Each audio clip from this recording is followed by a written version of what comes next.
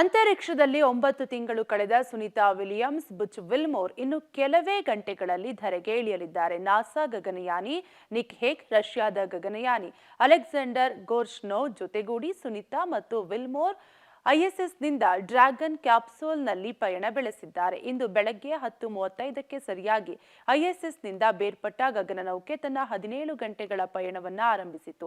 ಇಂದು ರಾತ್ರಿ ಅಂದರೆ ನಸುಕಿನ ಜಾವ 3:27ಕ್ಕೆ ಸರಿಯಾಗಿ ಫ್ಲೋರಿಡಾ ಕಡಲ ತೀರದಲ್ಲಿ ಲ್ಯಾಂಡ್ ಆಗಲಿದೆ. ಹವಾಮಾನ ಅನುಕೂಲಿಸದಿದ್ದರೆ ಲ್ಯಾಂಡಿಂಗ್ ಸಮಯ ಬದಲಾಗಲಿದೆ. ಸುನೀತಾ ಬುಚ್ ವಿಲ್ಮೋರ್ ಸುರಕ್ಷಿತವಾಗಿ ಲ್ಯಾಂಡ್ ಆಗಲೆಂದು ಇಡೀ ಜಗತ್ತು ಕಾಯುತ್ತಿದೆ.